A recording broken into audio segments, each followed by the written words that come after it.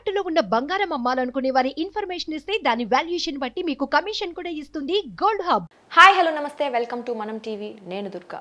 పుదుచ్చేరిలో 9 ఏళ్ల బాలికను లైంగికంగా వేధించి అత్యంత దారుణంగా చంపేయడం జరిగింది. అయితే దీని వెనుక ఎవరున్నారు, వారికి ఎటువంటి శిక్షలు పడబోతున్నాయి అనే విషయాల వివరించడానికి మనతో పాటు ఉన్నారు ప్రముఖ సోషలిస్ట్ గీతా నాయుడు గారు. ఇప్పుడు వారితో మాట్లాడదాం. మేడం నమస్తే. మేడం నమస్కారం.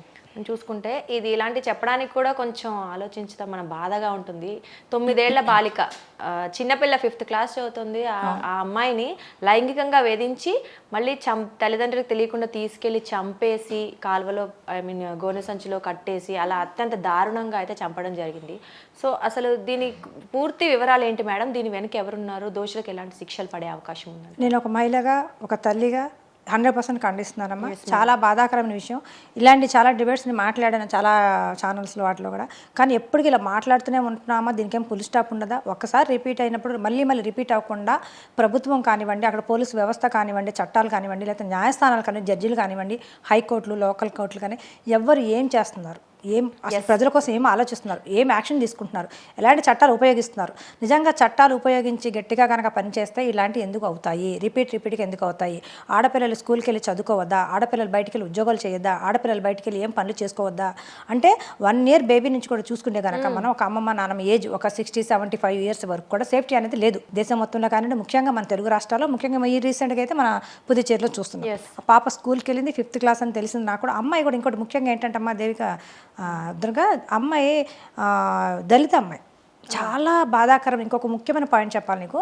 ఎక్కువగా మనం గమనిస్తే కనుక ఈ అత్యాచారాలు ఎక్కువగా బీసీ మీద, ఎస్సీ ఎస్టీ వాళ్ళ మీద జరుగుతున్నాయి. బీసీ కూడా కాదు, ఎస్టీ ఎస్సీ వాళ్ళ మీద ఎక్కువ జరుగుతున్నాయి. ఓసీ బీసీలో రేర్గా జరుగుతున్నాయి. 100% అక్కడ లేదు. ఎక్కువగా ఎస్టీ ఎస్సీ మీద. మొన్న ఈ అమ్మాయిది దళిత అమ్మాయిని నేను టీవీలో ఒక ఛానల్లో వినటం జరిగింది. చాలా బాధాకరం.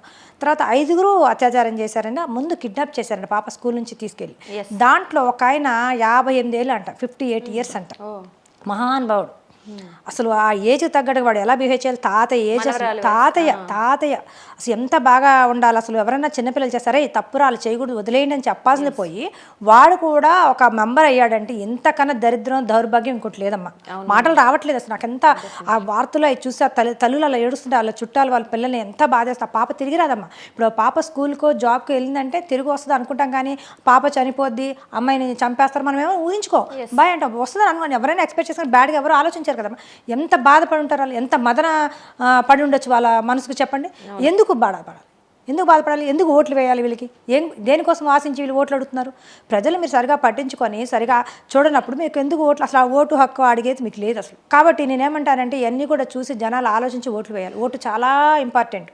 కాబట్టి ఈ అమ్మాయిని 58 ఏళ్ళు కాకుండా మైనర్లు కూడా ఉన్నారంటమ్మా. ఇంకొకటి 18 ఏళ్ళు దాటితే మేజర్ అంటారు, 18 ఏళ్ళు లోపు అంటే 16, 17 అనుకుంటున్నాను నేను. ఇంకా డీటెయిల్గా చెప్పట్లేదు. వాళ్ళు దొరికారు మైనర్లు అని చెప్తున్నారు కానీ డీటెయిల్గా ఇవ్వట్లేదు. అక్కడ కూడా ఏ ఛానల్లో కూడా నేను అబ్జర్వ్ చేస్తున్నాను. మరి ఏంటో నాకు అర్థం. నేను ఏమనుకుంటున్నానంటే వీఐపీలు అంటే సినిమా వాళ్ళు అవ్వచ్చు, సెలబ్రిటీసు, లేకపోతే రాజకీయ నాయకులు అవ్వచ్చు, రిలేటివ్స్ ఎవరైనా అవ్వచ్చు, లేకపోతే ఇంకేమైనా సంఘంలో ఉన్న ఒక ప్రముఖ పారిశ్రామికవేత్తలు, బిజినెస్ మ్యాన్స్ అంటారు కదమ్మా, వ్యాపారవేత్తలు, వాళ్ళకి సంబంధించిన వాళ్ళు కానీ ఎవరైనా అయి ఉండొచ్చు. లేకపోతే 3 రోజులు అయిపోయినా కూడా అంటే అది ఎప్పుడు జరిగిందంటే 2nd జరిగిందమ్మా, March 2nd జరిగింది. ఇది ఇంకా రిపీట్ అవుతుంది, మనకి ఇంకా డిస్కషన్ జరుగుతుంది. ఇన్ని రోజులైనా దోషులను ఎందుకు పట్టుకోలేదు? First point. రెండోది, కుటుంబానికి భరోసా ఎందుకు ఇవ్వలేకపోతున్నారు గవర్నమెంట్? అక్కడ సీఎం ఏం చేస్తున్నట్టు? ఎంత బాధ. ఒక అమ్మాయి చనిపోయినప్పుడు మీరే ఇంటికి వెళ్ళి ప్రజలు ఓట్లేస్తే గెలిచారు, మీరు పైనుంచి ఊడిపడలా. ప్రజలు ఓట్లేస్తే మీరు గెలిచి వచ్చి డబ్బు సంపాదించుకోవడానికి అధికారంతో వచ్చి డబ్బు సంపాదించుకుంటున్నారు. దాచుకోండి టైప్లో ఉన్నారు ఎక్కడ చూసినా కూడా. కాబట్టి నేనేమంటానంటే అమ్మాయికి వెళ్ళి ప్రతి ఒక్కరు కూడా సీఎం కావచ్చు, లేకపోతే వాళ్ళ ఎమ్మెల్యేలు అవ్వచ్చు, ఆ నియోజకవర్గంలో ఎవరైనా సరే లేడీస్, మహిళల సంఘాలు కానీ ఎవరైనా కానీ వెళ్ళి అమ్మాయికి, వాళ్ళకి ఫ్యామిలీకి భరోసా ఇవ్వాలి.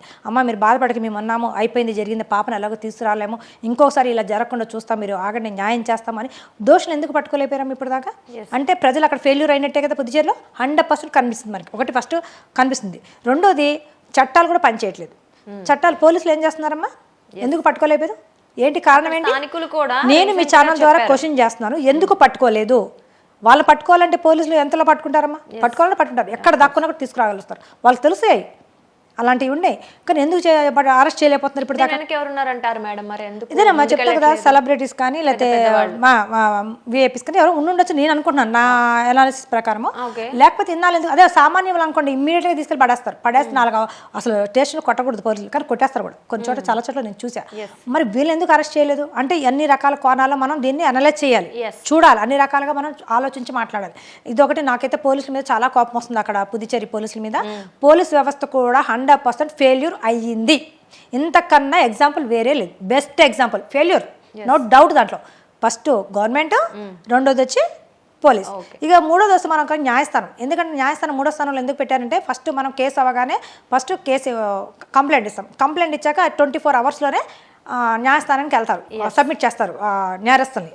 పోలీసులు డ్యూటీ అది వితిన్ 24 అవర్స్లో చేయాలి. అది కూడా మరి ఎందుకు చేయాల మరి అక్కడ హైకోర్టు లేదా, పక్కన జిల్లా కోర్టు లేవా? వాళ్ళు ఎందుకు క్వశ్చన్ చేయట్లేదు? జడ్జిలు కూడా వాళ్ళు మనుషులే కదా, వాళ్ళ ఇంట్లో కూడా పిల్లలు ఉంటారు కదా, వాళ్ళ ఇంట్లో కూడా ఆడవాళ్ళు ఉంటారు కదా, భార్య, చెల్లి, కూతురు అన్ని అందరూ ఆడవాళ్ళే కదా. ఏ రూపమైన ఆడపిల్లలు లేకుండా ఇల్లే లేదమ్మా, లేదు. మరి అలాంటప్పుడు వాళ్ళు కూడా ఎందుకు క్వశ్చన్ చేయట్లేదు? వాళ్ళకు కూడా ఉంది ఒక బాధ్యతగా, ఒక సొసైటీలో ఒక మనిషిగా మాట్లాడాలి. జడ్జిలు, సినిమా వాళ్ళు అందరూ ప్రతి ఒక్కరు ముందుకు వచ్చి మాట్లాడాల్సిన ఇది ఆడ మగ తేడా కాదు, ఇక్కడ ప్రతి ఒక్కరు మాట్లాడాలి. ఎందుకు మాట్లాడలేదు? ఎందుకంటే భయం. వచ్చినప్పుడు చూద్దాం, మనకెందుకైనా సొసైటీ మన ఇంట్లో జరగలేదు, మన ఇంట్లోకి వచ్చినప్పుడు చూద్దాం, మన ఇంట్లో జరిగినప్పుడు చూద్దాం, అంతే. చాలా తప్పమ్మా, అది చాలా తప్పు, పొరపాటు. చూసుకుంటే ఇలాంటివి జరిగినప్పుడల్లా ఇలా 4 రోజులు హడావిడి చేస్తారు అందరూ. అందులోనూ ఇంకొక విషయం, తర్వాత వాళ్ళకి ఎటువంటి శిక్షలు పడ్డాయనో ఏంటి మనకి ఇన్ఫర్మేషన్ అయితే తెలియదు జనరల్ గా, అదొకటి. ఇంకొకటి వచ్చేసి ఈ మధ్య కాలంలో మైనర్ల మీద ఇలాంటివి ఎక్కువ అవుతున్నాయి. మనం గమనించుకుంటే చిన్నపిల్లలు పెద్దవాళ్ళని అత్యాచారం చంపిన సంఘటనలు ఉన్నాయి, కానీ ఈ మధ్య కాలంలో చిన్న పిల్లల మీద, స్కూల్కి వెళ్ళే పిల్లలు, ఇంట్లో ఉండే చిన్న పిల్లల మీద, అది కూడా మళ్ళీ నిందితులు కూడా మైనర్లు ఎక్కువగా కనిపిస్తున్నారు. అంటే దీని వెనుక కారణం ఏమంటారు? అసలు చాలా కారణాలు ఉన్నాయమ్మా. పిల్లలకి ఎక్కువగా సెల్ ఫోన్స్ ఇవ్వటం, ట్యాబ్స్ ఇవ్వటం, అవి స్క్రోల్ చేసుకోవడం, ఇన్స్టాలో, ఫేస్బుక్ లో రకరకాలు చూడకునే. మనం కూడా, నేను మ్యారీడ్, నేను కూడా కొన్ని చూడలేను యూట్యూబ్ లో, కానీ నేను అసలు అలాంటి చూడను కూడా, నాకు ఇష్టం కూడా, అంత టైం కూడా నాకు లేదు. కానీ పిల్లలు ఏంటంటే ఎడిట్ అయిపోతున్నారు, పిచ్చి పిచ్చి సినిమాలు రావటం. సినిమాలమ్మ, మన యానిమల్ ఒక సినిమా వచ్చేసి వచ్చింది, మన వరంగల్, మన పేరేంటో మర్చిపోయా, సందీప్ ఏదో ఉంది డైరెక్టర్. ఆడవాళ్ళు దరిద్రంగా చూపించింది కాకాయ సన్నాసుడు ఆ డైరెక్టరు, వరంగల్. మళ్ళీ అలా తనకు పెళ్ళింది, అలా భార్య ఎలా ఉంటుందో, మహానుభావులు అలా సన్మానం చేయాలి, ఆ సన్నాసుతో ఎలా ఉంటుందో ఈ పాటిగా తెలిసి విడాకులు కొట్టాలి అడిగి. మళ్ళీ ఇంక వేరే వాళ్ళతో కూడా తీస్తున్నాడని తెలిసింది. ఆ యానిమల్ సినిమా తీసిన కాక ఇంక వేరే సినిమాలు కూడా తీసిన పెద్ద హీరోలు అంటున్నాడు. అంటే ఈయన మెసేజ్ ఏమి ఇస్తున్నారు సొసైటీకి అంటే, ఇలాంటి సినిమాలు తీసి ఆడపిల్లలు ఇంత అసభ్యంగా మాట్లాడటము, పదజాలాలు వాడటం కానివ్వండి, అసభ్యంగా డ్రెస్సులు వేసి చూపించడం కానీ, అంటే పిల్లలకి ఎలా అనిపిస్తుంది? ఆలోచనల్ని పక్కదవ పట్టిస్తున్నాయి. అదొకటి ఒక కారణం. సినిమాలు అలాంటి తీయకూడదు, అలాంటి ఆలోచనలు రానికూడదు. అసలు హీరో హీరోయిన్స్ కూడా మేము ఇలాంటి అయితే మేము సినిమా చేయమని అవాయిడ్ చేయాలి. కానీ అలా అవాయిడ్ చేయట్లేదు. మనకు డబ్బు వస్తే చాలు చేద్దాం, డబ్బు వస్తే ఒళ్ళు చూపించేస్తున్నారు సినిమాలో. ఆడపిల్లలు కూడా చేయకూడదు అట్లా. మేము ఇలాంటి డ్రెస్సులు అయితే వేసుకుంటాం, ఇలాగే మాకు మా డ్రెస్ కోడ్ కావాలి, ఇలా అయితే మేము చేయము. ముందు కండిషన్స్ నువ్వు పెట్టుకోవాలి హీరోయిన్గా. ఇప్పుడు ఎగ్జాంపుల్ సాయి పల్లవి గారు ఉన్నారు, నాకు ఆవిడ చాలా చాలా ఇష్టం. బ్లాక్ అండ్ వైట్లో నాకు సావిత్రి గారు అంటే ఇష్టం. నిండు బట్టలు వేసుకునేవాళ్ళు. ఎన్ని సినిమాలు హిట్ అయినాయమ్మా, మొత్తం ఫుల్ బ్లౌజ్, నెక్కులు అంతా బాగుండే. ఎన్ని సినిమాలు హిట్ అయినాయమ్మా, అన్ని హిట్లు. ఇప్పుడు అన్ని హిట్ కాదు, అన్ని ఫట్టే. ఏదైనా సరే నేనైతే ఏం చెప్తానంటే, చట్టాలు ఉన్న చట్టాలను ఇంప్లిమెంట్ చేయాలి 100%. కొత్త చట్టాలు తీసుకురావాల్సిన సమయం అయితే వచ్చింది. ఇప్పటికీ మన దేశానికి 75 years స్వతంత్రం వచ్చి కూడా ఇంకా మనం చట్టాల గురించి మాట్లాడుకుంటున్నాము, ఇంకా ఆడపిల్లలకి సేఫ్టీ లేదని మాట్లాడుకుంటామంటే ప్రపంచంలో మనం ఎంతో ఎదుగుతున్నాము, మోడీ గారు వచ్చాకని చెప్పుకుంటున్నాము. కానీ ఎక్కడేసిన గొంగలి అక్కడే ఉంది. ఆడపిల్లలకైతే ఎవరు వచ్చినా ఏమి జరగట్లా. మోడీ గారు అయితే ఇది చేయాలని నేను కోరుకుంటున్నాను. గట్టిగా చట్టాలు తీసుకురావాలి. ఏం లేదు, ఎక్కడైతే అమ్మాయికి అయితే అన్యాయం చేసి చంపేసి పడేశారో 5గురిని పట్టుకొని తీసుకొచ్చి అక్కడే చంపేయాలి. ఈ 5గురికి దగ్గర డబ్బు ఎంత ఉందో ఆస్తులకు మొత్తం ఆ అమ్మాయి కుటుంబానికి రాసి ఇచ్చేయాలి ఆన్ ద స్పాట్లోనే. రేపు వెళ్ళండి మళ్ళీ వాయిదాలు పెట్టుకో. మళ్ళీ ఎక్కడికక్కడ ఏరియాలకి ఒక జిల్లాకి 2 కోర్టులైనా లేదా ఒక జిల్లాకి 1 కోర్టైనా ఫాస్ట్ ట్రాక్ కోర్ట్స్ ఓన్లీ మహిళలకి మాత్రమే పెట్టాలమ్మా. చిన్న పిల్లల దగ్గర నుంచి పెద్దవాళ్ళకి ఏది జరిగినా ఆ కోర్టుకి వెళ్ళాడు. ఇప్పుడు మామూలు కోర్టుకి వెళ్ళామనుకో, మనం కోర్టులో మన కోర్టులు 4 కోట్లు ఏమో 5 కోట్ల వరకు కేసులు పెండింగ్ ఉన్నాయి దేశం మొత్తంలో కనుక. అలా కాకుండా ఎందుకంటే వాయిదాని ఇస్తారమ్మా. జడ్జిలు కూడా ఎలా ఉన్నారంటే జడ్జిమెంట్స్ కూడా బాగుంటలేదు. సుప్రీంకోర్టు కానివ్వండి, హైకోర్టు కానివ్వండి, టైం బాగా తీసుకుంటారు. అది ఎనీ కేసులు కానివ్వండి, మర్డర్ కేసు అవ్వచ్చు, డీవీసీ అవ్వచ్చు, 490 అవ్వచ్చు, ఈ ఆడపిల్లలు ఇవ్వ వాయిదా. ఈ వాయిదాకి ఇంకో వాయిదాకి ఎలా అంటే 1-2 నెలలు గ్యాప్ ఇవ్వచ్చు, లేదా 1.5 month గ్యాప్ ఇవ్వచ్చు. ఇప్పుడు ఆ పిల్లకి సేఫ్టీ ఏంటి? ఇప్పుడు అమ్మాయి ఒకవేళ సిన్సియర్గా చంపేశారు, అదే బతుకుంది అనుకోండి బెదిరిస్తారు, కేసు వాపస్ తీసుకుంటారు, లేదా నువ్వు కనుక కేసు వాపస్ తీసుకొస్తే మీ ఇంట్లో చంపేస్తాం, మీ ఆయన చంపుతారు, లేదా నేను చంపుతారు, లేదా ఫ్యామిలీనే చంపేస్తామంటారు అవతల. ఎంత బాధ. తర్వాత పోలీస్ స్టేషన్కి వచ్చి పోలీసులు కంప్లైంట్ ఇవ్వడానికి వస్తే ర్యాష్గా మాట్లాడుతున్నారు. నేను చాలామందిని చూసా, చాలామంది నాకు చెప్పడం కూడా జరిగింది, అలా మాట్లాడద్దు. ఏదన్నా సమస్య ఉండనే పోలీస్ స్టేషన్కి వెళ్తాం, కానీ సమస్యలు ఎక్కడ మనం ఒట్టి టైంపాస్కి అయితే వెళ్ళం కదమ్మా. ఏమ్మా వెళ్ళం కదా. పోలీసులు ఎవరమ్మా? ప్రజల సర్వెంట్సే కదా, ప్రజల సర్వెంట్సే కదా, వాళ్ళు పబ్లిక్ సర్వెంట్సే కదా. మరి ప్రజలకి గౌరవం ఇవ్వాలి కదా, వాళ్ళకి సాలరీస్ ఎవరు ఇస్తున్నారు? పబ్లికే కదా. పబ్లిక్ సాలరీస్ తీసుకుంటూ బిల్డప్లు ఇస్తారండి పోలీసులు, నాకు అర్థం కాదు. తప్పు కదా. కూర్చోబెట్టి రాగానే ఏడుస్తూ వస్తే కూర్చోబెట్టి వాటరో టీయో కాఫీయో ఇచ్చి ఓదార్చి తల్లి కామ్గుండు, ఏమైంది ప్రశాంతంగా ఉండండి, ఏం జరిగింది చెప్పమని ప్రేమగా అడగాలి, మంచిగా మాట్లాడాలి, ఫ్రెండ్లీగా ఉండాలి. ఫ్రెండ్లీ పోలీస్ అంటారు, కానీ తెలంగాణలో ఎక్కడ నాకు కనిపించింది, సచ్చింది లేదు కేసీఆర్ గవర్నమెంట్లో. అది కూడా చెప్తున్నాను. మాట్లాడి కేసు వివరాలు తీసుకొని ఇంట్రాగేషన్ చేసి అక్కడ ఏ party, ruling party, opposition party ఎవడనేది మనకు అనవసరం. ఎవరు తప్పు చేసినా తీసుకుని లోపల పడేయాలి, కేసు బుక్ చేయాలి, చేసి కోర్టుకు అప్పచెప్పాలి. కోర్టులో కూడా కఠినంగా చట్టాలు రావాలి, కోర్టులో కూడా తప్పకుండా తొందరగా చేయాలి జడ్జిమెంట్స్. వాళ్ళు సివియర్గా ఇవ్వాలి. అంటే కొంతమందికి ఒక 50 మందికి ఇలా చేస్తే కానీ సివియర్గా నెక్స్ట్ ఆడపిల్లల మీద చెయ్యాలన్నా అలాంటి థాట్స్ వచ్చినా కూడా అమ్మో అలాంటి ఆలోచనలు వచ్చినాయి వద్దొద్దు, ఉలికి పడాలాడు, అమ్మ ఇలా చేస్తారు బాబాయ్ అని భయపడాలి. కానీ అలా ఎలా ఉంది, ఇక్కడ కేసు పెడుతున్నాము, ఇక్కడ బెయిల్ తీసుకుని వెళ్ళిపోతాం. ఈ కేసులను ఏం చేయాలంటే బెయిల్ ఇచ్చేటికి పెట్టకుండా నాన్ బెయిలబుల్ కేసెస్ పెట్టాలి. నాన్ బెయిలబుల్ కేసెస్ ఎప్పుడైతే పెడతామో వాడిని తీసుకెళ్ళి రిమాండ్ అని చెప్పేసి ఇక్కడ పోలీసులు తీసుకెళ్ళి కోర్టులో అప్పచెప్తాం. కాబట్టి జడ్జి గారు 15 రోజుల్లో 10 రోజుల్లో కేసు తీవ్రతను బట్టి ఇస్తారు, రిమాండ్లో ఉంటారు. ఈ రిమాండ్లో ఉన్నప్పుడు ఏం చేయాలంటే పోలీసు ఇంటరాగేషన్ చేసుకొచ్చి చిన్న చిన్న ఏం దొరికినా కూడా బాగా అన్ని కనుక్కొని చూసుకొని డాగ్స్ తీసుకెళ్ళి డాగ్ క్యాట్ అంతా కూడా చూసుకొని కుటుంబాల్లో చుట్టుపక్కల కూడా ఎంక్వైరీ చేసి వాడి మెంటాలిటీ ఎలా ఉంది ఆ కుర్రోళ్ళది వాళ్ళది కనుక్కొని అన్నీ సేకరణ చేసి తొందరగా ఫాస్ట్గా కోర్టుకి సబ్మిట్ చేయాలి. అంటే రిమాండ్ టైం అయిపోయింది అనుకుంటే రిమాండ్ చేసుకొని మళ్ళీ ఈ లోపు ఎలాగో వాడు బెయిల్ ట్రై చేస్తూనే ఉంటాడు, సాక్ష్యాలు కూడా తారుమారు చేసే అది కూడా ఉంటుంది, వెళ్ళిపోతారు. ఇప్పుడు చాలా దారుణాలు జరుగుతాయి. కాబట్టి ఏం చేస్తారు, ఎన్ని సిస్టమేటిక్గా వెళ్ళాలమ్మా. ఇంత నిక్కచ్చగా ఎవరైనా పనిచేస్తున్నారమ్మా నువ్వు చెప్పు దుర్గా. ఎంత పోలీస్ డిపార్ట్మెంట్లో కావచ్చు, న్యాయస్థానాల్లో కావచ్చు, లాయర్లు అవ్వచ్చు, లేకపోతే జడ్జిలు కానీ జడ్జిమెంట్ మీద కూడా కానివ్వండి, ఎక్కడైనా ఉందా? నాకు తెలిసి అక్కడ కనిపించట్లేదు కాబట్టే ఇలా జరుగుతుంది. అది తనకైతే న్యాయ వ్యవస్థలో మార్పు రావాలి, దోషుల్ని వీలైనంత త్వరగా పోలీసులు కూడా ఆమెకు భరోసా ఇచ్చి ఆ ఫ్యామిలీకి సపోర్ట్గా రోజు ఒక కానిస్టేబుల్ ఇంటి ముందు పెట్టాలి. ఎందుకంటే ఎవరైనా వచ్చినా కూడా మా చుట్టాలు మేము ఆమెను కలుస్తామంటే కలవకూడదు, అన్ని చెక్ చేసి పంపాలి. కత్తులు ఏవో పట్టుకొస్తారు చంపడానికి, వాళ్ళు చుట్టాలని చెప్తారు. చుట్టాలు వచ్చారు, అపోజిషన్ పార్టీ వాళ్ళు వచ్చారు, ఆ పిల్లలకు సంబంధించి అలా కాకుండా చూసి జాగ్రత్తగా పంపించాలి.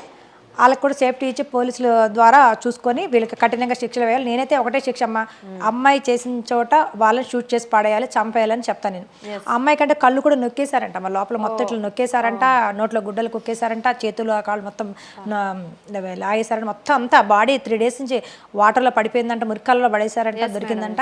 అసలు ఆ అమ్మాయి వాళ్ళ అమ్మ చూసి అసలు నా బిడ్డనా కాదని చెప్పి షాక్ అయిపోయిందంట. ఎంత బాధేస్తుందంటే నాకు నిజంగా చెప్తున్నా, ఒక మహిళగా, ఒక తల్లిగా చాలా బాధేస్తుంది నాకు నిజంగా, చాలా బాధ, మాటలు రాలేకపోతున్నాయి. ఇలాంటి ఎన్నోసార్లు నేను మాట్లాడాను టీవీలో. మరి ఎందుకని చీమ కుట్టకుండా దున్నపోత మీద వాన పడినట్టుగా మీడియా వాళ్ళు కూడా ఒకసారి చూపిస్తారమ్మా, అంతే అయిపోద్ది. ఇది పెట్టాక ఏం కేసులు పెట్టారా యదో మీద, అసలు కేసులు పెట్టారా లేదా, ఏం సెక్షన్స్ పెట్టారు, వెళ్ళాక పోలీసులు ఏమన్నారు, పోలీసుల నుంచి కోర్టుకి వెళ్ళాక జడ్జి గారు ఏమన్నారు, వాడికి బెయిల్ వచ్చిందా లేదా, బెయిల్ ఎందుకు వచ్చింది, బెయిల్ ఇవ్వకూడదు ఇలాంటి వాళ్ళకి. మరి వచ్చాక ఒకవేళ జడ్జి గారు ఎన్నాళ్ళు రిమాండ్ పెట్టారు, రిమాండ్ వచ్చాక శిక్షలు పడ్డాయా లేదా, ఇదంతా ప్రాసెస్. అమ్మాయి కేసు ఎండింగ్ అయ్యే వరకు, అమ్మాయికి న్యాయం జరిగే వరకు ఎక్కడైనా చూపించారమా వార్తలో? ఏ ఛానల్లో కానీ, TV9 కానీ, NTV కానీ, TV5 కానీ, ABN కానీ, అంత వ్యభిచారంలాగా అయిపోయినాయమ్మా. మీడియా కూడా వ్యభిచారంలాగా అయిపోయినాయి. ఎవడ కాడు పార్టీ పెట్టుకోవటం, ఒక మీడియా ఛానల్ పెట్టుకోవడం, ఒక పేపర్ పెట్టుకోవడం, డబ్బు కొట్టుకోవడం, వాడ సెల్ఫ్. తప్పమ్మది. ప్రజలకి వారధిగా ఉండేదే మీడియా అమ్మ, ప్రజలకి ప్రభుత్వానికి మధ్యలో ఉండేదే వారధి, ఒక బ్రిడ్జ్. న్యాయాలు చూపించాలి, ధర్మంగా మాట్లాడండి, డబ్బు సంపాదించుకోండి, ఛానల్ పెట్టుకొని, నేను కాదనట్లేదు, కానీ మంచిగా నీతిగా సంపాదించుకోండి. అధర్మంగా అడ్డగోలుగా సంపాదిస్తే మధ్యలోనే పోతాయి ఎవరికైనా సరే. నేను చెప్తున్నాను మీ ముఖంగా, చాలా బాధేస్తుంది. నీతిగా ఉండండి, అన్ని నిజాలు చూపించండి, మీరు కూడా సపోర్ట్ చేయండి. మీడియా వాళ్ళు కూడా చాలా తలుచుకుంటే చేయగలుస్తారు. చిన్న క్లూస్ దొరికితే కానీ వాళ్ళ ఫ్యామిలీ మీరు సపోర్ట్ చేయండి, భరోసాగా ఉండమని నేను కోరుకుంటున్నాను. మొత్తానికి న్యాయ వ్యవస్థ, పోలీసులు చాలా తొందరగా, వీలైనంత తొందరగా ఈ కేసుని ఛేదించి శిక్షలు వేసినట్లయితే నిజంగా మళ్ళీ ఇలాంటి ఘటనలు మళ్ళీ పునరావృతం అవ్వకుండా కూడా ఉంటుంది సొసైటీలో. అలాగే పిల్లల నుంచి కూడా చిన్నప్పటి నుంచి కూడా కొంచెం జాగ్రత్తలు అయితే ఏంటి, సొసైటీలో ఎలా ఉండాలి అని చెప్తూ పెంచాలి పేరెంట్స్ కానీ టీచర్స్ కానీ. సో ఇలాంటివి చేయడం వల్ల కొంత మార్పు అయితే తీసుకురాగలుగుతాం. నిజంగా మళ్ళీ ఇటువంటి దురదృష్టకర ఘటనలు ఇంకోసారి జరగకుండా ఉండాలని మనస్ఫూర్తిగా కోరుకుందాం. Thank you madam.